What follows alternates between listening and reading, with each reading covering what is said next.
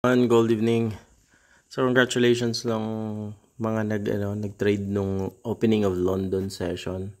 Kanina we have clear breakdown. Kanina naka-TP na kayo sa 2040 because that's a psychological level. I don't expect na maano pa yan, ma-break. But it's now testing the 2040 psychological level at binabasag niya na. Nasa 2038 na si gold ngayon. So this is a So tingnan natin sa Discord, mayroon akong pinost doon na news sa SAO USD, di ba? News SAO USD. Here is the news yung kahapon. Kagabi pala. So gold price to confirm clear breakout from multi-year range on above. Yan yung chismis. That's why decide for an SGC na sell bias sa London. Kasi nakita ko dito sa London, sa H4 niya, ayan, tingnan. Oopsie. So sa H4, kanina, it's like, ganito kasi yun. Then, umaangat to. Sa, umaangat tong candle na to, yung bagsak na yan. Umaangat yan kanina. Nag-green, and then I was expecting na sana mag-green siya, but binasag niya yung 2048 sa 30 minutes. So I decided na baka ngayong London Open na siya mag-breakdown. Okay, so yun, nag-sell tayo doon. So lahat ng mga nakasabay, congrats sa lahat ng mga nakatrade nito, nakakita ng setup, and congrats. Okay, so for now, dito tayo sa New York session. So we can see here, ito yung mga level natin nung nakaraan. So dyan siya nag-consolidate. Bumabalik siya sa range. So if this range is broken, expect the price na mag-consolidate naman ulit, mag-ranging naman sa 2038 to 2020 na level. But for now, kung may hold ka dito sa 2048 down, so naka $10 ka na dyan or 100 na mahigit, can stop gain or secure some profits, and to be sure lang, then put your stop dun sa 2045 or above 2046 na level na lang yung stop loss mo dyan. Baka sungkitin yan before tuluyang bumaba at basagin yung range na to. Okay, so tingnan muna natin kung anong meron ngayong catalyst. So dito tayo sa FX book. Yun natin yung catalyst natin. So, calendar.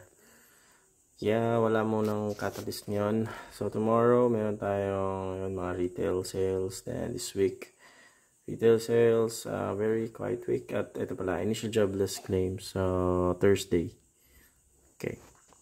So, here. Tingnan muna natin siya sa daily.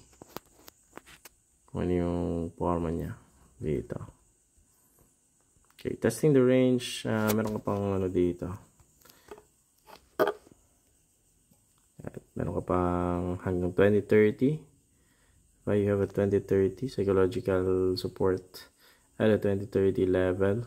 So maybe we could reach that before testing this low, and kung ma-break niya yung low na yan, it will expose the price papunta dito sa 2009.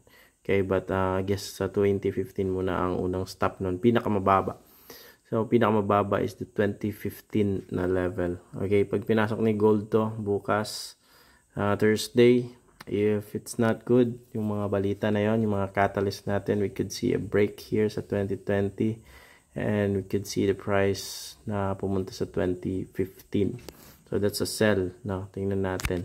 But if mag-bounce siya dito sa ginuhitan natin na boundary, pag mag-bounce yan, it could go back up to the 2045 level. Pag na-break si 2045, babalikan niya to si 2050. Then if si 2050, we could have the range sa 2062 at sa 2070. So ganun yun if mag-bounce siya bukas. If not, mag-bearish na naman siya dito at pumasok sa 2030 to 2020 level, we may see na ma-break to during the high impact news release and could reach to 2015, then eventually testing itong mga levels na to dito sa baba, 2015 level and 2010, the psychological na mga supports. So I guess ngayong gabi, kung mag-intraday tayo during the New York session, hindi muna kasi nag-breakdown na kasi siya sa London. So pag sinalo mo to, it's delikado din kasi saluin to since the momentum is still strong. So hindi ako confident na mag-bounce play dito. No, I think kung mag-SGC din, masyado na ding malayo dahil naka-move na si gold ng around 150. So maliit na lang yung range mo hanggang 20. Example dito, makakita ka na SGC dito, you'll have 2032 as your target or 2035. So napakaliit. So kung mag-scalp lang kayo, 40 to 50 or 4 to $5 na change, you can scalp. Habang lang kayo ng pullback, retracement, review yung temporal precision kung kailan yung timing. But the perfect timing is kung hindi mabasag tong 2040, it could go to 2030. Okay, so hanap kayo SGC dyan. Huwag nyo i-bounce play kasi masyadong delikado. But kasi nandito kasi sa range, sa 2040. So the 2040 is the level to break. So pag ma-break si 2040, abang ka ng dalawang bullish na 30-minute candle before ka tumalpak ng buy. Pero kung hindi ma-break si 2040 hanggang mag-consolidate dito sa 2038, so you can perform an SGC pag pumitik sa 2039 and a break dito sa low ng 2037. Target mo dito is 2033 or 2030. Okay, so ganyan yung magiging diskarte mo ngayon dito sa New York. So manage your risk.